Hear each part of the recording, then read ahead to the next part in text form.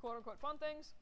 So I did that for that weird like little email assignment thing. I think most of you submitted, whether you got it or not. I sent it out on like 10 in the morning on the 6th, which I think was like Saturday. So again, if please let me know if you guys got that, or especially if you didn't get it, because every once in a while, because every once in a while I'll send out like random emails with like important updates about like final times or stuff like that. So I want to make sure that everyone's getting those emails. Fun note for game kids, or CS kids, pretty much anyone not anim, I guess.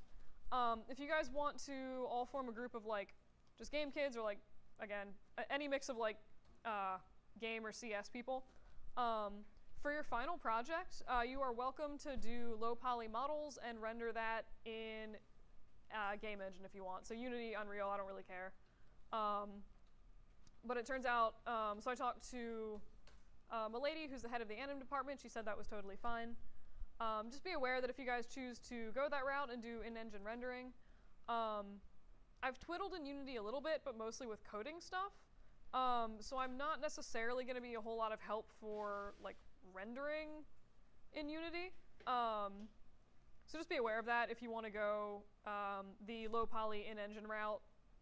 That I, again, might not be as helpful with troubleshooting stuff for renders. Any questions about that?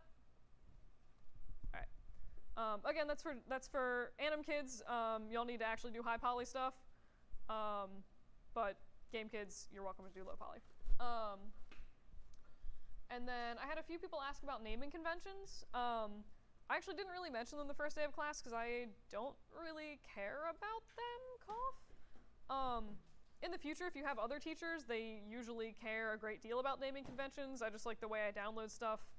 It doesn't really make a difference to me, so I just kind of don't care what you name stuff.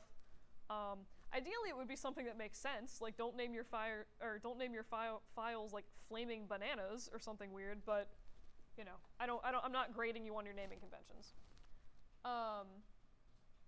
And then just another random tidbit. So where is it? Blah, blah, blah. Under, if you go to student resources in the drive, under rendering info, I made this weird little, I have two little docs in here. So here's just like some really basic notes about different render engines, which, to be fair, I took these for personal use. I just sort of put them up in case you guys wanted them.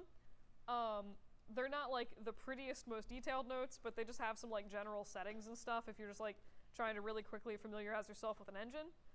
So again, that's under rendering info. And I also have the how to install Redshift for Maya, which I'm gonna go over that in class, because yeah, there's like a silly janky thing you got to do for it, and it's like a little bit stupid, and I just want to make sure that you guys all are like familiar with how to install it if you ever want to work with it.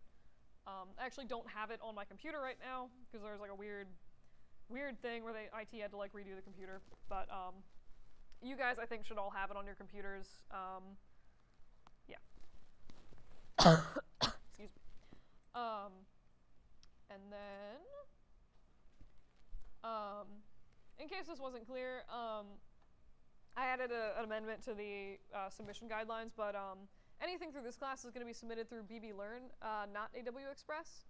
So if anyone, for this week, if anybody put stuff on AW Express, thinking that's where I went to find everyone's files, if you could just re-upload that to Blackboard with a note saying, like, I submitted this to AW Express, that would be lovely, because I only look at Blackboard Learn for stuff. I like pretty much never go on AW Express. So yeah, I think that's pretty much all my like quote-unquote bureaucracy for the day. Does anyone have questions about anything I just whatever said? Thanks. Cool. In that case, I think everyone's stuff unzipped by now. Yeah, cool. All right, so I'm just gonna run through really quick and do crit. So for those of you that haven't had me before, I do. This is not mine.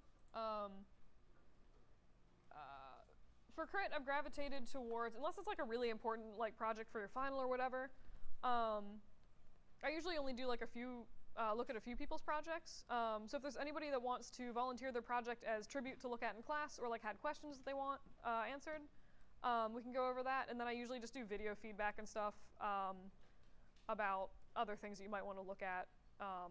So when I submit grades, I'll submit like a little video file with other random feedback.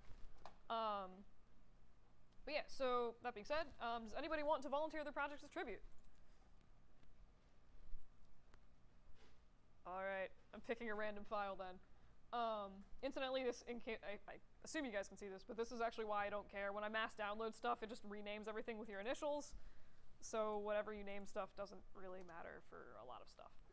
Anywho. All right. Whoa. Many individual orthographics. All right, cool.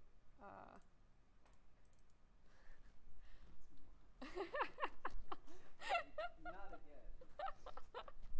Do I like always end up randomly selecting you for stuff? Yes. Sorry. All right. Well, it looks like a nice pen. I mean, my main comment looking at this is like, it might be nice to be a little bit closer so you can see it, because it looks like the detail and stuff in the pen is quite nice. The lighting looks also nice.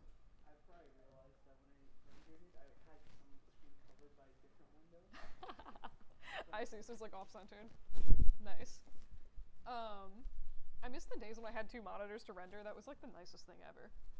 But yeah, so I mean, it's a little bit hard to tell what's happening with the wireframes, but I mean, it doesn't look like, it seems like all the geometry is like pretty reasonable. I don't notice anything here. Don't notice anything like inherently ridiculous, and it does look like all the pen stuff fits together. Spring looks nice. I like spring. Cool. The only other thing, so just like really quick, as it was like a thing in my last class as well. If you guys are ever rendering wireframes, pen stuff, nice.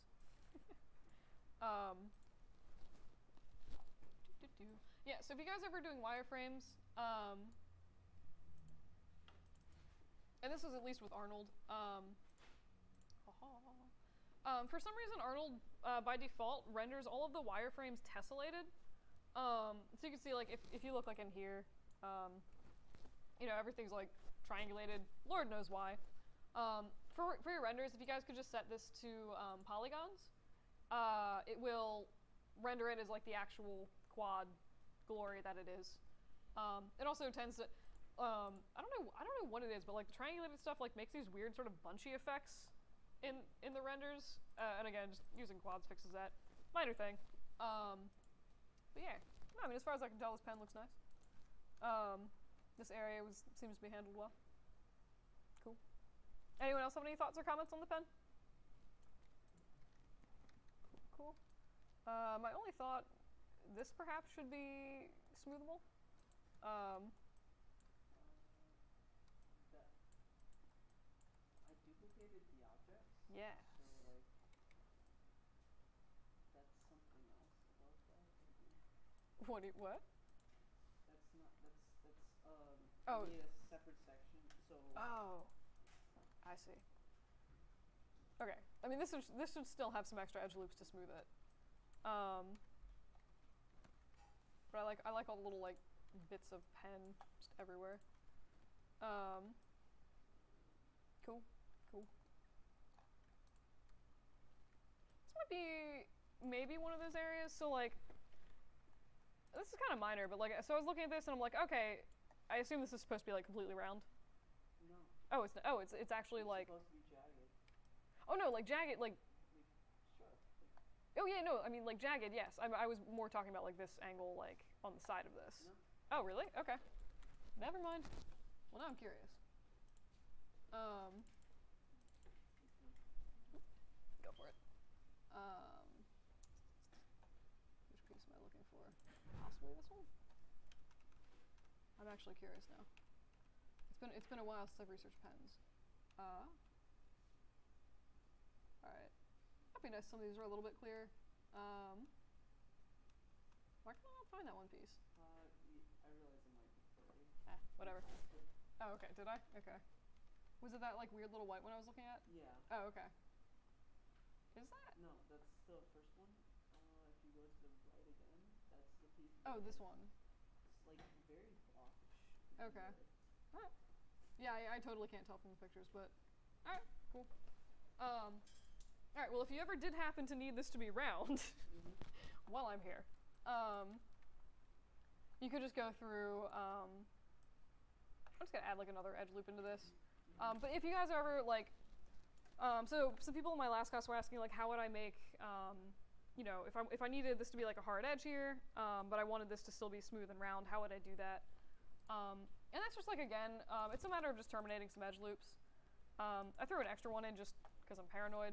I like not crushing stuff together right near edges because it just seems to work oddly sometimes. So I'll just throw an edge loop in again and just merge that to center. And then I'll do the same thing maybe down here. And theoretically, once I select these two meshes, this is basically just like squishing 3 loops down into one. So if I delete those, and I'll do the same thing over here because it'll be a little bit more obvious with multiple things.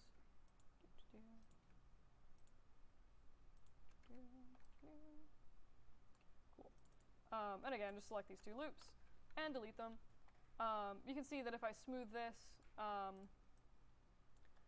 with the exception of like the little bit of pulling here, you can see that that allows you to retain those sort of pointy edges, but have this be much smoother. So if you guys ever need to do that, that's how you do it.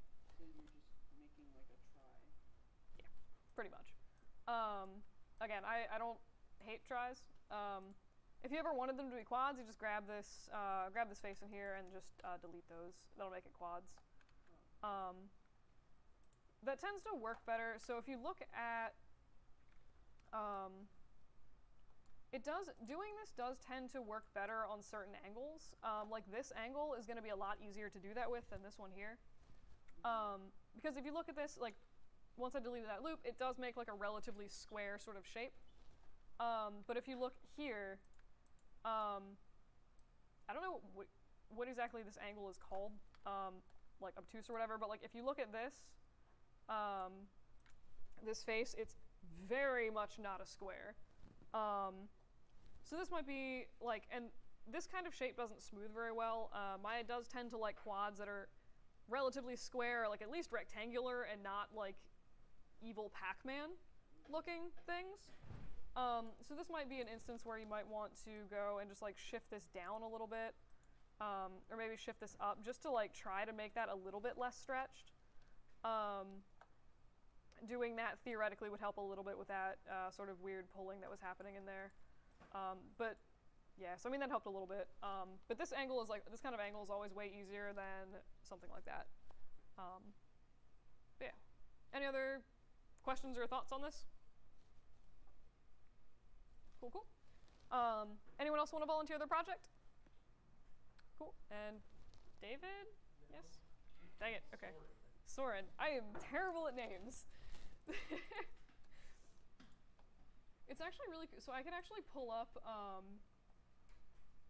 first of all, like, I don't know why. As a professor, I can, like, access literally, like, I can access all of your addresses and stuff if I want to. I don't really, I'm, like, way too lazy to actually care or do that, but, and what are your initials? Sorry. SNS. SNS, cool. But I can also find, like, all of the wonderful pictures from, like, your, like, dragon cards. I can access, like, a list of pictures with names and, like, try to, like, they never look anything like what people actually look like, though, so I just don't even use them. Anywho. Alright, so did you have any specific, like, questions or anything you wanted looked at, or? I don't know if you can quite see from the renders, but it was, I mean, you could probably tell, like, so on the little clip in the pen. This thing? Here, yeah, that little area. Mm-hmm. See how there's a bunch of lines, like, Yeah. there? It's supposed to be smooth, but I couldn't figure out a way to, like, get, like, this nice, like, black line going down, like, dividing into a half. Oh. Without, like, having those 2 black lines there. Okay. So it made the top of it not very smooth. I see. It's like a hard transition. Gotcha, gotcha. Pen model final? Mm-hmm. Cool. Oh, there also was one other thing. Yes. I was having trouble, like, connecting the helixes Okay. as well. but I mean I have them. I have them. I have the pieces ready to like Oh, like this merge part? together. Yeah, yeah. Yeah, gotcha. Merge together. Like I have it ready, but I don't. I couldn't get the amount of like edges to match. Okay, gotcha. Yeah, so one of my last guys had the same thing. All right, cool. So let me look at. I like the giant ground plane. Makes me happy. Okay, so you were trying to. It looks like make a little lip here, like running down the side like this, like a little hard line. Okay. I think the inside turned fine, but like you can Oh see yeah. there's a bit of a transition. Yeah, like right in here. Yeah. Yeah, so I mean, it looks like your topology is pretty reasonable. I think what's causing this is it's just the edge flow of the object.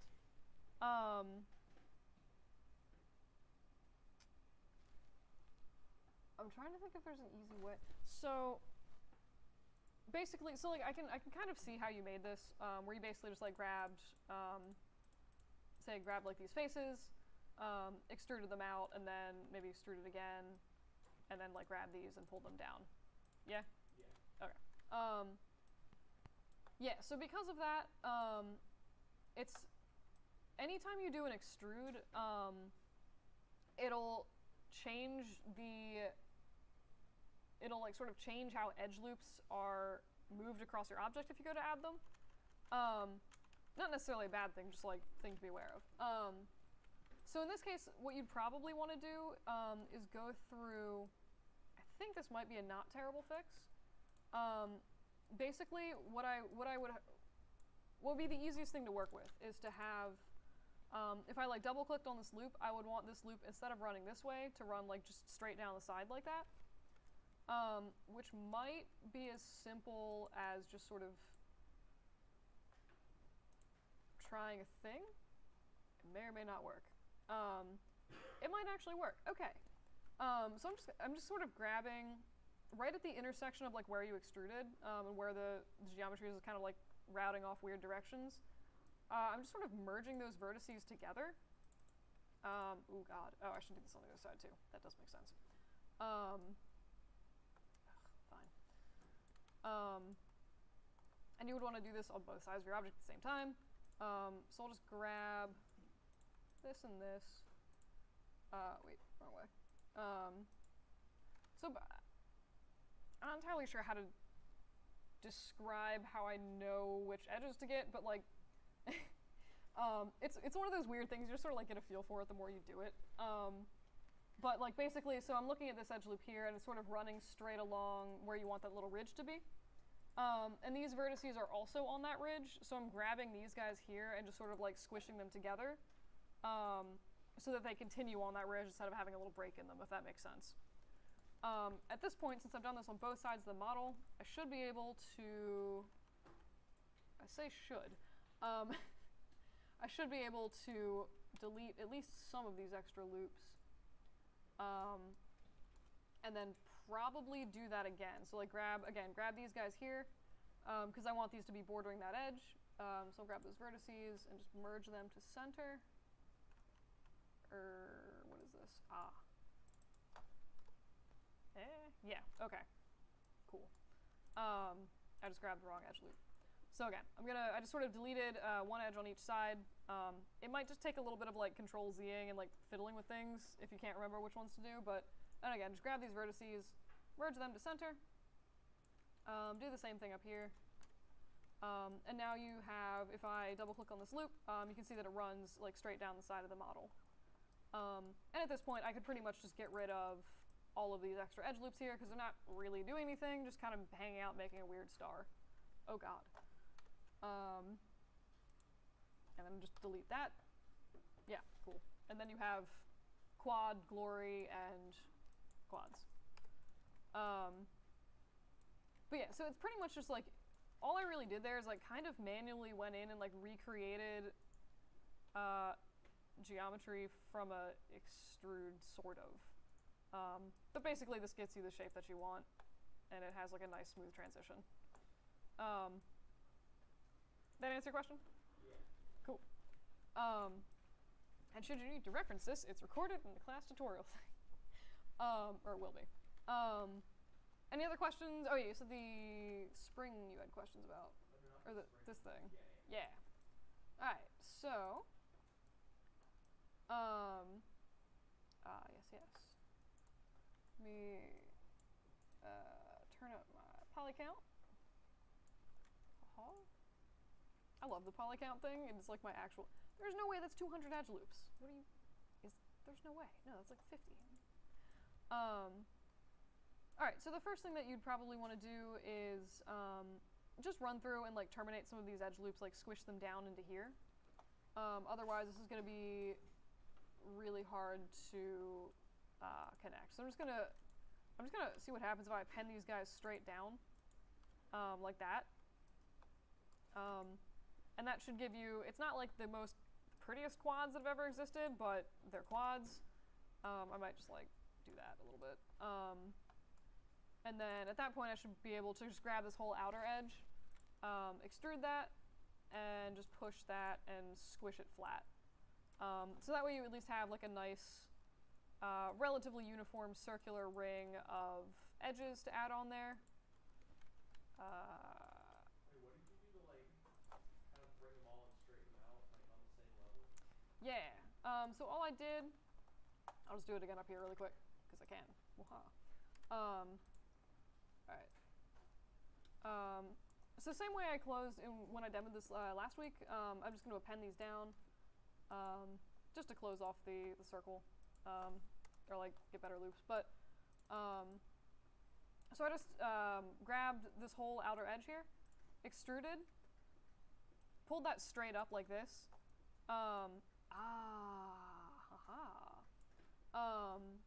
And then I just went into my regular, like the regular standard scale tool and just squished it straight down along the yellow axis, which I guess in this case is Z. But once you do that, I think Maya usually defaults to not letting you scale things backwards, so it will just scale it to 0 and basically flatten it perfectly, if that makes sense. It also looks like there might be some weird, possibly like unconnected faces in here, or like vertices that aren't connected, because when I extruded it, like dragged some weird stuff out. So I'm just gonna see what happens if I do a merge to center. Okay. All right. If you guys ever have like weird broken geometry in your stuff that you're like, this doesn't seem broken and I can't figure out how to fix this, sometimes I just try deleting those faces and like manually putting them back in with like an append polygon. And yay, cool. I don't know why that fixes it, but it fixes it. So the same issue was down there on the bottom. Again, not really sure what caused it. Everything looked fine. It just, I don't know. I think Maya just gets buggy sometimes. All right, so this is apparently 196, and this is claiming 200.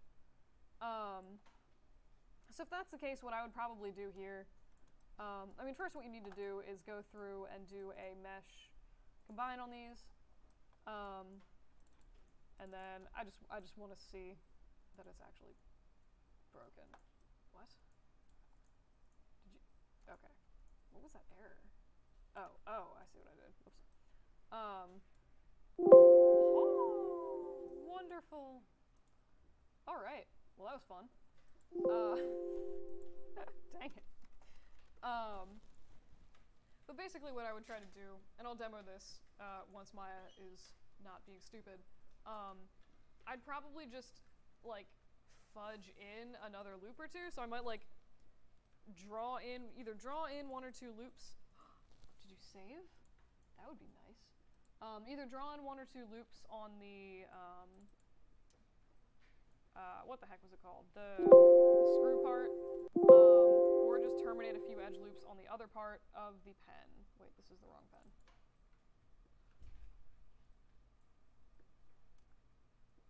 Tra-la-la. Oh wait, no, that was the right pen. No, come back. Okay, yay. That is actually surprisingly effective. So in this case, I think what I might try to do is I might just like multi-cut, because there's like a little weird gap in here. So I might just sort of use that and multi-cut in another one more loop down here. So that should get me a little closer. Erg, display, heads up display, poly count. Oh, I see. Now you mark it as 50. Oh, okay. Stupid Maya. All right, so apparently just by doing that, it gets me to 50 and 50. So I should be able to bridge those. and I can. If you didn't want to draw on a loop there, the other thing that you could do is sometimes I'll just grab like two vertices like this and just do a merge to center, and that'll get you like 49 and 49. Again, like doing this like could potentially mess up the curvature of your circle a little bit, but for the amount that it's going to be pretty negligible, so it's like not something I necessarily worry about. But yeah, so that's pretty much all I would do for that. Yeah. That answer your question? Yeah. Cool. Any other questions for this pen or any other pens? Springs. Springs are so satisfying. Alright, cool. Anyone else want to volunteer the project? Cool. Nick, Nick, what were your initials? NGW. NGW. Thank you. Also, it makes me so happy when people actually volunteer their projects. NGW. Oh. Alright, so were there any specific like questions you had about stuff, or? Yeah. Okay. Like the grip of the pen, there was some, I guess, geometry that had to like stick out. And I was having difficulty kind of matching that Okay. at the base to the curve of it. Gotcha. Let's see how pictures of pen grip. Okay, so like this? Yeah. Like Okay, I see. Ooh. I like the basic textures. Oh yeah, this kind of stuff is always annoying. Honestly, it's always just a pain. So I mean, it looks like, I'm gonna Lambert this really quick. But I mean, it looks like this piece is like pretty nice. Yeah, I think the main problem I have is like with the rubber grip. Okay. When I made the holes like kind of dipped in at the top. Yeah. Oh yeah, like up here? More like Kind the of like- vertical ones, I guess. The vertical ovals on the other side there. Oh, these guys? Yeah, Oh, they, okay. like, they bunched up and dipped in at the top. Ah, yes. Alright, cool. Yeah, so probably, honestly, that might just be a matter of like sort of aggressively manually shaping these back into place. This is a gross way to do it, but, oh god. Oh no. What have I done? Alright, well that tells me there possibly is some kind of error with the mesh. However, we're going to keep going and pretend that didn't just happen. And hopefully it doesn't explode again. Oh, wait, what is this? Oh, okay, yeah. Okay, so there's, reason that exploded is, at the top of this pen here, I was like, what is this weird pulling in here? There's just some overlapping geometry that's also non-manifold. And again, I'm terrible at describing what non-manifold geometry is, but it's basically like any geometry that is like physically impossible to have exist in the real world. In this case, if you think of faces like a piece of paper, or edges like a piece of paper, it would be impossible to have like, you know, this is your sheet of paper, and then you also have like another piece of paper just sort of like sticking off of the side of that, if that makes sense. So to fix that, you'd probably just want to go through and just delete all of this like faces in here, and then just like reattach these pieces here. Simplest way to do that, honestly, might just be grab this edge and then this edge, because the vertices don't quite line up. So if you just shift them apart a little bit and then do a bridge, that's probably the easiest way to fix that. But yar. Alright, so hopefully I can now do this without it blowing up. Alright, so yeah, I mean, I think, how did you make this? I asked mostly, how did these get pulled? Oh, I see, I think, maybe. So when you made this, did you like take a cylinder and then circularize some of the pieces and like scale them out? Like how? Yeah, I made Okay. a circle and then scaled it to be. Okay. So I think that's actually part of the issue is just like how this has been made. Just in this, so basically what's causing this pulling is these lines here are being pulled so far, like they want to be straight, but they're being squished down this way, and that's just what's causing the pulling. So I think in this case what possibly maybe kind of, wow, how, ooh, interesting. Whatever I just did to fix the inside there has just made like a giant never-ending edge loop here. Well, I was gonna say you might just want to go through and like delete every other edge loop or something like that, and just like manually delete some of this geometry. It'll make it a little bit easier to work with if you do need to go back in and manually reshape stuff. And it should still hold the same curvature. If you like, delete every other loop, it's going to be pretty much the same shape. In the future, if you ever need to make something like this, I would recommend, so you ever need to like punch a hole or something weird in the side of anything, usually I'd recommend adding enough edge loops to sort of like define the curve or the hole that you want.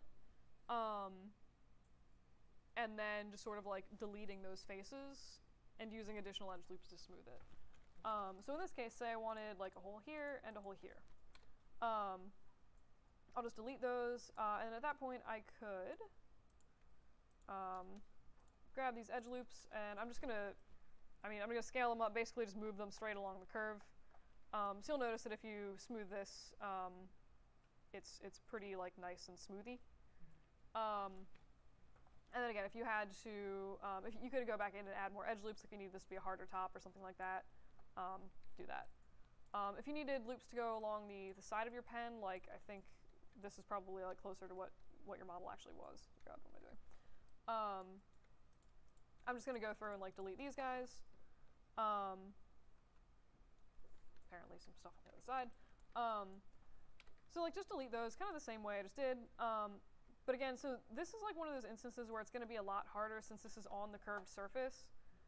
It's going to be harder to sort of make that match up. So even if I do this and just sort of like shift it down, it's always really hard to get that to like actually match up on the surface. You can totally fudge it by just like moving vertices around a little bit. One thing that I will sometimes do is actually just multi-cut in extra lines, cough. So I'll just like come in with my multi-cut tool and just draw some kind of curvature in here, and then you guarantee that it's like definitely on the curvature of that circle, and just delete those extra little faces, and then once you smooth that, it should smooth pretty nicely. But yeah, and then once that was done, so a lot of times for like weird shapes like that, sometimes I'll just work as like a flat, depending on what I'm making. If I didn't need like extra curvature on this, I'll just take this whole flat, weird, plane thing and just extrude the entire thing, and just push it in or out on like the z-axis, and it pretty much gives you like a hollow version of stuff. But yeah, does that help or answer your question? Yes. Cool. Any other questions with the pen? No, I think that was it. Cool. This is like a very pleasing thing here. I like that you've also modeled in like all of the threads on like everything. Like I can see like all of the threads, and it looks like they match, which is nice.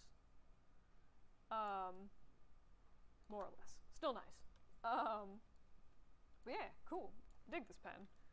This would be a fun, so I didn't look at your renders, but if you're ever like looking to use this as a portfolio thing or whatever, like this would be a really fun piece here, because you can just like see straight through the pen all the like pen gunk inside. But yeah, no, good stuff. Alright, cool. Anyone else want to volunteer their project? Alright, I might do like one more random selection of projects. You have like 5 seconds to volunteer your own if you want to. Alright. Randomly selecting pens. What about? Sure. What the heck? It's always my thing. I'm like, oh, I'll just pick the last one and like last name, and I'm like, that's gonna be the same person over and over. That's just mean. All right. So, ooh, green pens. Alright, cool. Alright, so let me really quick actually see what kind of pen I'm looking at here. Nice, nice. Cool. Alright. Nice. Alright, so anyone have any thoughts or comments? You modeled a little ball in the top of the pen.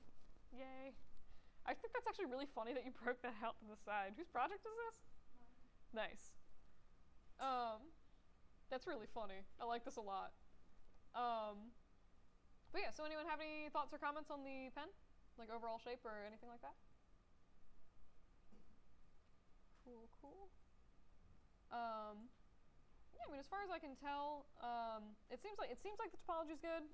It's a little hard to tell because of the triangulated wireframe, but the shaping looks good. I don't notice anything immediately that's just like, you know, weird pulling from like too many edge loops or anything like that. It looks like the original pen. I still really like this little like ball nib thing. Yeah, cool. Good stuff.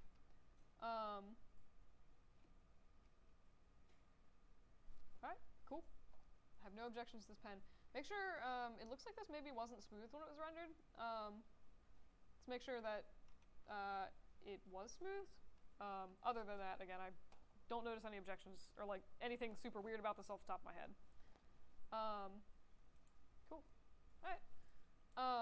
Last call for questions about your projects or anything like that? Alright. In that case, what am I doing today? Alright, so really quick, I want to run through, for those of you that have Maya open on a desktop right now, just do me a favor, I want to run through like how to get Redshift installed on the computers if it happens to not be installed. So if Redshift is installed, you'll notice like up here where you see the little Arnold tab normally, there's also going to be like, right now I have RenderMan turned on, so I have like the RenderMan tab. If Redshift is loaded properly, there should be a little Redshift tab up here. If Redshift is not loaded, you want to go into your plugin manager and search for it there. So that's Windows, Settings and Preferences, and Plugin Manager. I also have this, really quick tangent, under the rendering tutorials I have this like how to install Redshift for Maya 2018. And this, I'm just gonna like walk you guys through this because it's like a little bit weird and convoluted how you have to do it. But if you ever need a written version of what I'm about to tell you, it is here. Anywho, so if you go into your plugin manager, normally Redshift has its own, it'll be like the very like obvious at the top, like this is Redshift. You can also, when in doubt, just search for Red. If it doesn't find anything here, you're gonna need to go through the steps that I'm about to show you. Otherwise, you can just, you know, you should be able to click load and it should pull in Redshift. In this case, this computer actually doesn't have Redshift installed on it right now because of like a weird IT thing that happened. But I can still walk you through the theory of how to install Redshift. So if you go, basically you're just going to replace a default Maya file with another version of the file that I have. So if you go on to AW Express, do you guys call it AW Express now or Dig'em Share? I feel like, yeah. Sometimes it's called pools. Okay, what? Yeah, at random times it just switches the name to pools. That's very weird. Anywho, so once you're on AW Express, go into the Faculty tab, and under my folder, I'm Friedlander, under my folder, you'll see this little Maya env file. You want to copy that file. Please copy, don't like steal it from my folder. But just copy that, the whole file. And then you're gonna wanna go into, if you've ever like saved anything in the default Maya project directory, kind of like go into that similar location. So usually it's under Documents, Maya, and then whatever version of Maya you're working with. Right now they literally only have 2018, so select 2018. And you should see, bless you, you should see another little maya.env file that's hanging out there. All you wanna do is delete that, and then paste in the one from my faculty folder. Once you've done that, you should be able to restart Maya, reopen it, and then have like the plugin pop up. But it's a little weird and iffy sometimes. But yeah. Anyone want me to run through that again? Cool. Alright, so start on AW Express, which is cool. Go into the faculty folder, Friedlander, and again, just copy this little Maya env file. Copy, please don't steal. Copy that, and then just go into your like Maya, documents folder thing where it stashes all your Maya files. So in documents, Maya, version of Maya you're working with, in this case 2018. And then there should just be another little Maya env file there. Delete that file and then paste in the file from my faculty folder. At that point you should be good to close out of Maya and restart it, and then theoretically you should have RenderMan show up. Hopefully. If you happen to not have RenderMan show up after doing that, it's just not installed on the computer. You said Redshift? Yes. Have I been saying RenderMan? Yeah. Oh my god, I'm so sorry. I can't, oh god. Okay, yeah. This whole thing was about Redshift. If I've said RenderMan, I'm not actually talking about RenderMan at all today. I probably mean Redshift. I'm sorry. I can never keep them straight in my head. Like every time I want to say RenderMan, I say Redshift and vice versa. So with that cleared up, does anybody want me to run through that again, or like is the file swapping thing like clear? Sure. Alright, so where am I going? So AW Express, faculty folder, Friedlander, copy this Maya env file, and you just want to replace the other default Maya env. So if you go to Documents, Maya 2018, delete this little Maya env and just paste in the one from my folder. Once that's done, close Maya if you had it open, and then restart it. But yeah. So has anyone gotten to the point where they've restarted Maya? Alright, cool. So once you've done that, you should be able to go into your plugin manager again. So that's Windows, Settings and Preferences, Plugin Manager. And theoretically you would see a little thing, like right at the top, it's like Redshift. Again, or you can just search for red and see if it comes up. Anybody not see that? Who didn't see it before? Alright, cool. So if everyone has gotten that working or whatever functionally, you should be able to just check load, and it'll take a few seconds to process, and then it'll pull up Redshift, and you should have a little Redshift tab and all that good stuff up here. Are there any questions about any of that? Yes. Do you click loaded or auto? Usually load. These computers don't seem to save auto load as a preference. Yeah, so there's the question, should you use load or auto load? For the life of me, I always choose auto load if I want it to load by default. These computers, on the labs, seem to ignore that half the time, but at least you should click load, and that should load it into your render engine. But yeah, so that should be how to get Redshift installed on any of these computers. Again, if that doesn't work, it's possible that Redshift is just not installed on the computer, at which point you might want to contact IT and let them know about that. But yeah. Anyone have any questions about that? Okay, and you did the whole file replace thing? Alright. So there's one more thing that you can check, which I actually didn't think to do until I was talking to Alexis earlier. So right-click on your Maya env file, and do open with just a random text editor. And this is, again, you don't usually need to open this file. This is just if you don't see Redshift, you can kind of check if it's installed on your computer. But the first line here, where it's looking for Redshift, if you copy this this path here, and then paste it into your file explorer. In this case, I already know I don't have Redshift installed, but this is where it's looking to see what am I saying? This is where it's looking for the plugin for Redshift. So if it can't find that folder, it's not going to be able to load the plugin. To do any luck with that? I searched it and nothing comes up. All right. It's possible. I think they usually save it at the same spot, but it's possible that it's either not installed on your computer. Program data. So like there should be a Redshift folder here, but yeah, you might want to email IT and just be like, hey, there's no Redshift on this computer. I'm probably gonna, yeah, I should just do it. Can you email me the name or the number of your computer, and I'll harass IT later? Yeah. If anyone else tried it and like can't find it on their computer, also please let me know. IT probably thinks I'm a crazy person by now, but whatever. But yeah. Either way, we're not actually working with Redshift today in class, partly because I don't have it on my computer. But yeah. Anywho, last call for questions about loading Redshift. All right. All right, if that's the case.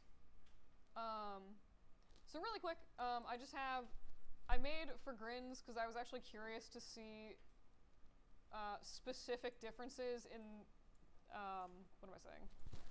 Like the Maya default shaders versus non-Maya default shaders. Here's an unrelated cat. She's an evil, evil creature. Anyway, so I made some renders that are just, like this is Maya default lights and Maya default shaders. So like blends, Lamberts, and I use directional lights for this. Ignore the not having a background. So this is like a random figure I made for someone for a commission. And you can see, this is like, I actually did my best to sort of like make this look metal-y for the armor. And you can see it still kind of looks more like shiny plastic than something like super metal and nice. Hair's a bit weird. That was me messing with sliders. But, and then the other thing that's like usually a dead giveaway for at least Maya default lighting is these really, really hard shadows in here. And the fact that they don't have decay on them. So again, I mostly just did this as an example. So again, Maya lights, Maya default shaders. Compared that to Arnold shaders and Arnold lights. The lights are actually in the exact same position. I literally just converted the original ones to Arnold lights. So these are area lights now. And then the metal shows up a little bit weird because there's nothing in the background for it to reflect on, so that's why it looks kind of black and weird. But you can see like down here in the legs, the metal looks much more metallic. It has like a lot more reflection and sort of intricate shading to it. You can also see the shape of the shadows is like physically slightly different. And then also you'll notice over here, so you start to see a little bit of softness in the shadows, like right at the edges of this, which is again like a little bit more naturalistic than you might see in the default Maya lights. And then, yeah, so that's pretty much, and this is like, all of the armor is basically just default like presets for the Arnold materials. I just used like a gold and a brushed metal preset, and that's like pretty much all I did to it. And that already just looks infinitely better than the Maya version, I think. For grins, I also threw in one with an HDRI. You can see now the metal shows up a little bit better because there's actually like stuff for it to reflect. I also really like the weird blue color of this HDRI. But yeah. So any questions about that, or like how to recognize the difference between Maya lights, or like why you might want to use the Arnold stuff? All right. I don't know. I mostly just did this as a random little demo. Again, these are Redshift, Arnold, and RenderMan are going to look a lot nicer because they are, for one, newer and just designed better, but they also work on real-world math about how light works and like how refraction works, whereas the default Maya lights and stuff are very much not designed to look realistic. So you're going to end up going through a lot more work to achieve an effect that's like probably not as good as something that you would just get like out of the box from Arnold, especially with lighting and shadows. Anywho, but yeah, that was just my weird like thing. I was actually kind of curious. I never lined it up with like the exact same lights and models before, so anywho. Alright, so I'm just going to run through really, really quick. So this week's assignment is to texture the pen, and I'll go over that more in a bit. But I'm just going to really quick, again, do a like 3-point light setup, in case none of you guys have seen that before, and if you have, it'll just be like a little review. So I have on the Google Drive, there should be, close my Google Drive, boo. Under student resources, there should be a little folder, of sample models. In case anybody wants to follow along, I'm just going to be using self-caricature low poly with UVs. It's just like a weird face that I made that I've been repurposing in an assortment of odd ways over the months. So I'm just going to throw that in Maya, and here is my weird awkward face that I made. Incidentally, if anyone's wondering about terminating edge loops in the back of heads, this is how I usually do it. But yeah, so I have this gorgeous face right here. Throw out a random plane. Oh, y'all. Let's snap that down. Cool. Alright. And again, I'm demoing this in Arnold. It works for pretty much everything. So the... Where am I going? Alright, so 3-point light setups are good. It's certainly not the only way to light an object. It's just a good sort of relatively fail-proof way to make something that has like decent looking lighting. So first, obviously I'm going to throw in a light into my scene. And in case you guys weren't aware, you can actually, instead of having to like manually, you know, poke my light back and forth and like poke it around until it like hopefully shows up on my object where I want it. Really quick, I'm going to make this brighter. If you actually go with your light selected, go to Panels, look through Selected, and now as I move my camera around, you can see that it's actually like changing the position of my light. So this is again a very, very convenient way to go through and adjust the positioning of your lights without spending years just hanging out and, you know, rotating and manually like moving it with the translate tools. Yeah, so I'm actually gonna, yeah. So if you make like a new light or something like that, so I'll just make another Arnold area light. With the light selected, go to Panels, and look through Selected. It's, Panels, yeah, it's like right, you know where you add an image plane in? Like View, Shading? Yeah. It's the very last tab there, yeah, and then just look through Selected. If you ever need to get back to your, like, perspective camera, it's just under Perspective, and Persp is the default Maya camera, or default perspective camera. Any questions about look through selected? Cool. Really quick, I'm just going to assign this a Arnold material, because I can. And you have the render view open. Yep. Yeah. I switch back and forth between like the default Maya render view is like totally fine to use as far as I'm concerned. I switch back and forth between that and the default Arnold one like all the time. But anywho. Yeah, so the idea of a 3-point light setup is you have one light, which is like your key light, your main light, and that's going to do most of the work illuminating your object and like actually lighting the thing. So in this case, I'm going to say, okay, maybe something, maybe like somewhere kind of here isn't the worst thing ever. I see. I will take the intensity down a bit because it feels incredibly aggressive. So something like this, you know, maybe this is like, you know, the side of the face where I want the most light, so that's cool, fine. But this side of the face is like a little bit crazy dark and like crazy in shadow. So you're gonna add a second light, what's called a fill light. It basically just adds a little bit of extra light to make sure that you don't have parts of your model descending into complete blackness and you can't see them. So in this case, I have a light floating around, so I'm just gonna look through that light. And once I have more than one light in the scene, I just find that, like, personally, sometimes I'll set the exposure like really, really high, so that it's very obvious what light I'm working with, and I'll change the color to something really obnoxious. And again, this just like really makes it really obvious, like where exactly is the light from this coming from, and like how is it affecting my model. So So in this case, I might like make this a little bit dimmer and say, cool, that is like filling in most of the areas on the side of the face. So I'll just set this back to white.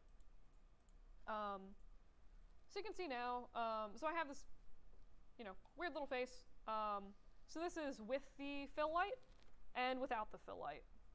So no fill light, with fill light. And you can see it just, again, just kind of helps to pop out the side of that model a little bit more so it's not like completely black.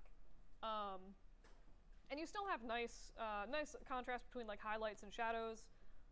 It's just not so like chiaroscuro-y looking. But yeah. So you could totally like, and I'm not gonna lie, a lot of times I will just leave it with 2 lights, call it a day. It's like 1 key light, 1 fill light. You could add a 3rd light to this, which is a rim light. And that's basically just like a light coming from the back of your object that's gonna try to like pop a little highlight right on the side of this. In this case, I'm gonna shoot for the hair. So I'll just add in another area light, do panels look through selected. And I don't know what it is, I always have issues like setting up rim lights. Like I can never get them to be positioned where I want them to be. But I find that for me it's helpful to go through and just like, I'll usually set the exposure really high, again make it a weird color. Oh, okay, of course, now it works perfectly. As soon as I'm just like, I can never set these up. Alright. But you can see, so basically I just sort of like put it behind my object and try to get like that little bit of sort of glow behind the object. As far as I'm concerned, this is really like a matter of personal preference whether you do this or not. Sometimes it does really help sort of pop that object out from the background. So like if I set this to white, you can see that it does make kind of a nice highlight. It helps separate the head a little bit, makes it feel like it's, more forward, I guess. Rename my lights real quick. Fill. What's the first light called? Key light traditionally. But yeah, so if any of you guys are familiar, if you've taken like the shooting and lighting class, you should be familiar with this setup. They should go over that for like real world cameras and stuff as well. But yeah, so again, so this is with rim light, without rim light. In this case, I do actually think that like makes it look a lot nicer. But yeah. So any questions on basic like positioning of the lights for this? Cool. Yeah, Mhm. actually. Could you pull up with this, please? So Is this correct? it's a little hard to tell in a cube. It looks like there could be maybe some more lights on the cube. Or oh, are you rendering out of a light? Yeah. Oh, okay. That's probably why it looks weird. So should I switch? Yeah, switch back to your perspective camera. And then if you zoom in on your cube, that should probably work better. Just like, maybe zoom in a bit more. But yeah, as a random side note, you can totally use, like, if you ever exit your render view and then like reopen it as you're looking through a light, you can totally render through your light like you would a camera. Not necessarily. It won't hurt anything if you do that. It's probably just like not where you intend your camera to be. Usually it's good to make a separate camera to render out of, which I literally never do for anything, but you can. But yeah, just like a thing to be aware of. Maya treats lights basically as cameras that just emit light out of them. But yeah. It might be easier to try something not a cube, actually. Sphere. Yeah. But yeah. Cool. I'm gonna keep doing things.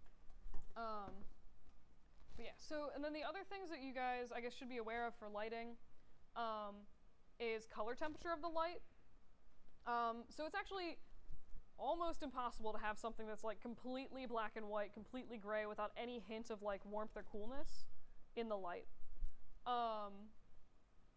So there's like a few different ways to add color to your lights in Maya. The first is to just go in and say, like I'm doing my key light right now and be like, all right, I'm literally just gonna turn this thing red and then maybe adjust it to something kind of orangey. And a lot of times you don't need like insane amounts of color for things.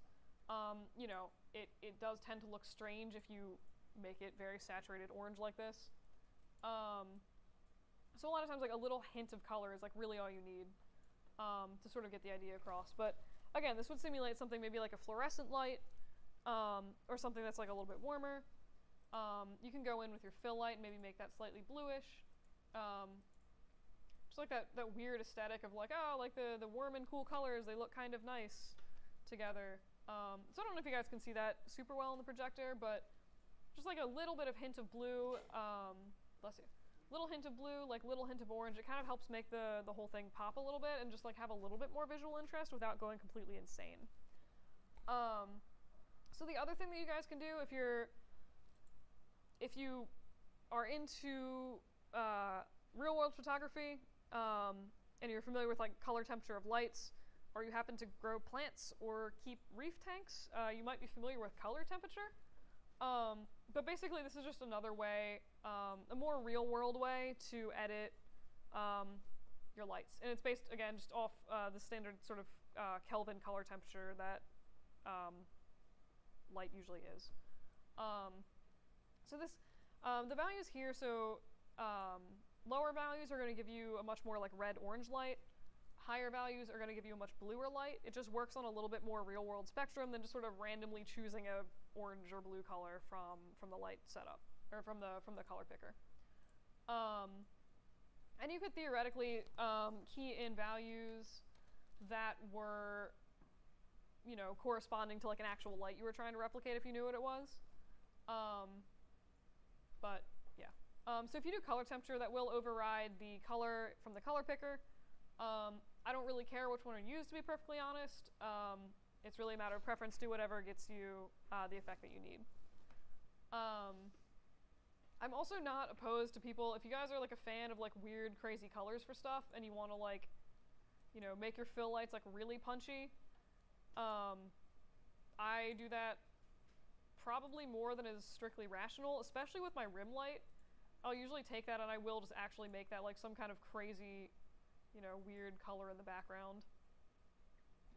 Just for grins. So again, if you guys ever want to like play with like weird colors for your lighting, more than happy for you guys to do that. Just be aware, maybe for like texturing assignments where you're trying to like recreate a specific texture on an object, if all your lights are like so purple that you can't see the texture, that might be like kind of hard to look at. But like especially for modeling assignments, if you do want to like mess with weird light colors, again, totally fine for me. Any questions on that? All right. The last thing I want to go over, and this is like not something that you necessarily need to be like crazy familiar with for this week. I will go over this a little bit later in the quarter. Mardi Gras lights. But it's light linking. So if you guys ever have any kind of light that maybe like this rim light here, I think this weird purple ring around my object is really ugly. So if I wanted to get rid of that, there is a way to do that. So if you go into Windows rendering editors, Windows relationship editors, light linking, you can choose light-centric or object-centric, it doesn't really matter. They both do exactly the same thing, it just sort of changes the way the UI works. But I pulled up light-centric. So you can see here, it gives me a list of all of my lights and a list of all of my objects in the scene. I'm gonna name ground. So if I click on like the key light here, basically any of these objects that are highlighted blue are objects that this light is affecting. So if I turned off ground for my key light, eventually the render's gonna update. Come on, do the thing. There we go. So you can see the key light is no longer affecting the ground. In this case, I'm perfectly fine with key light lighting the ground. I just don't want this rim light to cast this like horrific purple shadow. So again, I'm just gonna go select my rim light and deselect ground. As soon as you click on it, it's gonna gray it out and deselect it. And you can see that I don't have that like really weird bright shadow there anymore. If I re-click it, that'll reconnect it and it's gonna start rendering that little purple patch.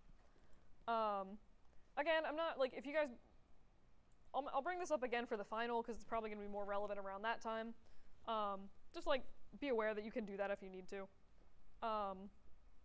Also be aware that like at this point it does look maybe a little bit unnatural to have this like purple light here that's not at all reflected in the floor. Yeah. Sometimes I'll actually go back in and sort of add like another subtle light. You can do a lot of weird stuff with light linking, but yeah, I don't know. It's just helpful to know how to do it. If you guys ever watch like animated movies, you know how they always have like right in the eyes, they always have those really really nice sort of white dots that are there, like those little specular highlights in the eyeballs. A lot of times that's literally just lights specifically designated to follow the eye around, linked to the eyeball that only affects the eyeball. It's very like, it's not like, a lot of times they're very like artificially added highlights, but they make like such a nice effect that if you can do it digitally like that, why not? But yeah, I don't know. That's light linking. Any questions about 3-point light setup or light linking? Cool. Alright. Did that. Alright. Next thing I just want to go over is a little review really quick. Is the difference between bump maps and displacement maps. So does anybody know like the difference between the two? Alright. So basically it's two ways. There's also normal maps, but I'm not going to go into them as much right now. They're really similar to bump maps. But basically the difference between the two is that they're both ways. Has everyone like used a bump map before? Okay. I'll show you guys how to hook up both in a second, but basically they're both ways to add texture to your object or like make it look like it has extra detail in it without modeling it in. The difference is that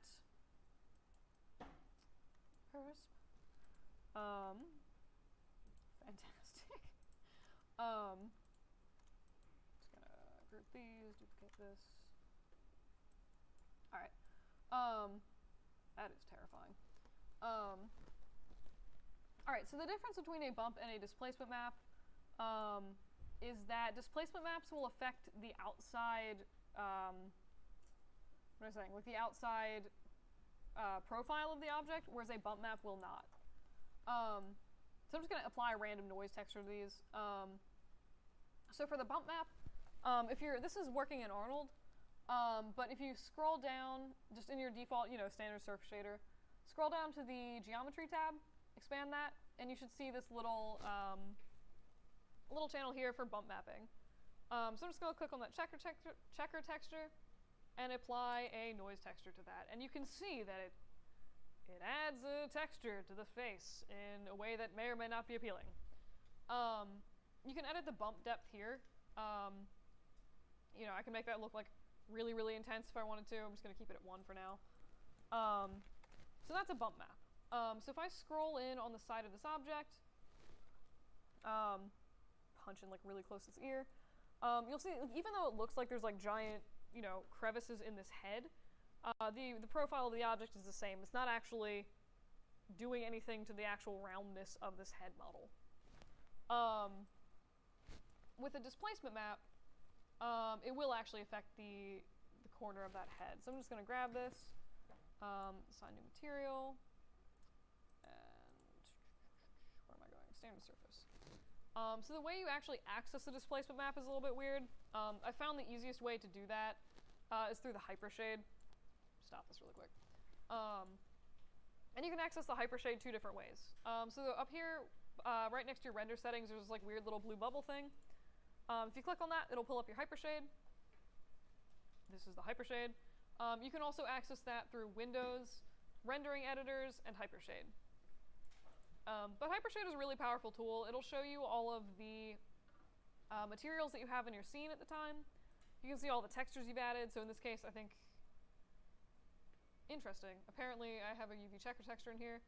I've also have a noise texture. You can also change attributes for any of your materials there. In this case, really quick, I'm just gonna rename some of my stuff. So I know what I'm working with. All right. And you can see when I change it here, it also updates the name there. Anywho, so to actually access the displacement map in Arnold, I'm just gonna middle mouse button, click on the displacement texture, and just drag that down into this little, it's called like the node, it's a mini node editor, but I'll grab that down into the node editor here. You can see it pulls up this weird sort of list of attributes, I guess, for the texture we just made. So it's like base color, specular color, all the stuff that you'd usually see in your attribute editor. And you can edit stuff, map stuff into it. You can also modify it here because it gives you a mini attribute editor. Hypershade is lovely. I'll get more into Hypershade in like 2 weeks. I'm going to show you guys all about like procedural texturing and stuff. It's going to be awesome. Anywho, in this case, what you want to do, just select that texture, and right above the node editor, you'll see this like little square with 2 arrows in it. If you click on that, it's going to show you basically anything that's mapped into this texture that you've made. In this case, I don't have any file textures or anything like that in there, so it just shows me this little standard surface 3SG thingy. I actually have no idea what this is called. It's just I just know it as like that weird little node that I need to look for. But if you click on that, you'll see that there's an option for a displacement mat down here, and you can map stuff into that. So this is where you want to throw your displacement map into. In this case, I want to use the same noise textures I used for my original head. So I'm just going to go up to my textures tab here, middle mouse button, drag this guy, and dump it onto displacement mat. And you can see that it's actually updated and it's added another little node for that now that it actually has something mapped in there. So you can sort of manually control things that way. If you ever need to access the scale of your noise texture, so really quick, I'm going to go back to my render. This is going to get real weird real fast. Or it will if I render. Ha ha ha ha ha. Look how beautiful that is. Oh my god. This is so uncomfortable. It looks like popcorn and this model like had a baby. Anyway. This is the displacement map. Yes. But yeah, so you'll see that, I mean, it just adds, this very much affects the actual silhouette of the object. So if you ever need to go back and be like, maybe not make this entire head like popcorn massacre time, if you click on this little displacement shader that it's added down here, you can adjust the scale. So if I make this maybe like 0.2, you can see that it's still affecting the outer curve of the head. This is equally as uncomfortable. It just looks like it's melting now. But it's just like not as aggressive as it was like 10 seconds ago. Takes up like 0.5, I don't know. But yeah, so you can access it that way. If you guys ever, close out of your attribute editor or whatever, like need to decide you want to adjust the scale again, you can just go, again, I think it's easier to access displacement stuff through Hypershade. Let's say like this is gone. So it'll actually give you this displacement little shader node up here. You can also just find it, if you, again, drag this down here, expand it, click on this little displacement shader, and just expand that as well. You can find the displacement shader that way. Yeah. Again, probably you guys won't need displacement shaders for anything you're doing this week. I just think it's good to like start, being aware that they exist in case you do want to use them for stuff. Does anybody have any questions about how to set up a bumper displacement texture? All right. So displacement textures are a little bit more computationally intensive. Honestly, like they've gotten way faster. Since I used to render in Mental Ray, it would take like 7 times longer to render a displacement map, and now it's like not totally awful. But if you're like zooming in really close to like a displacement map, sometimes it will take a little bit longer to render, especially if it's like a really high-res file texture or something like that. But mostly the difference between like if you're trying to figure out if you should use a noise versus displacement map, bump versus displacement map.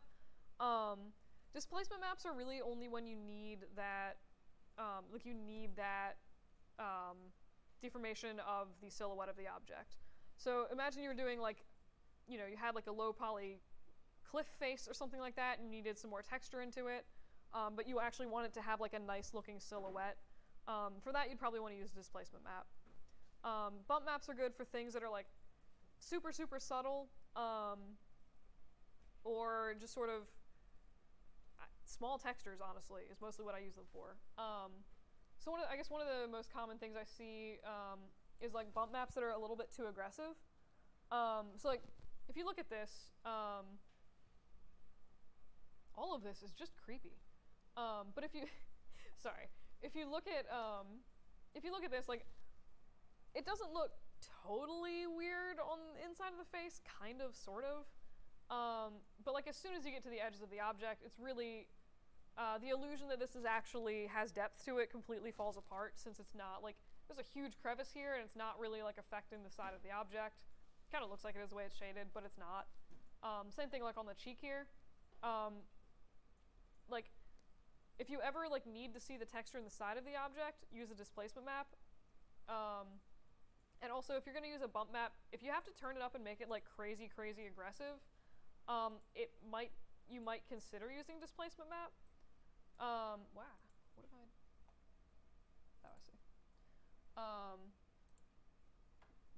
Weird. That's annoying. All right, 2 seconds. All right. So in this case, for some reason, it was when I went to my noise texture, it was like linking me to a displacement map. I wanted to take the bump depth down, so I just went in, grabbed my bump texture, expanded that, so I can see here I have my little or my noise texture going into that, into the normal camera. Normal camera is just where they throw in the bump depth, or for bump maps. So I just click on this little bump 2D1. You can see now I have access to my bump depth. So if I take this down, you know, maybe something like 0.1, something like this, if I just wanted like a little bit of surface texture in this, it holds up a lot better than when I had like the, you know, crazy, crazy deep bump depth of like 1 or whatever I had it, oh god, set to. But yeah, does that make sense? Cool. So next week you guys are going to be doing some kind of like cushion or like organic object. So imagine you were doing a cushion, you start with like a cubish shape. You might use a displacement map to add in some nice like wrinkles or creases to the pillow. And then if you wanted to go back in with a bump map and add a texture for like burlap or cloth or like a leather texture or something, that's something where you'd want to use a bump map. But yeah. Any other questions about what these are used for, how to set them up? Cool, cool. All right. And then really quick, I'm gonna go over. So, I'm gonna go over the assignment for this week. Actually,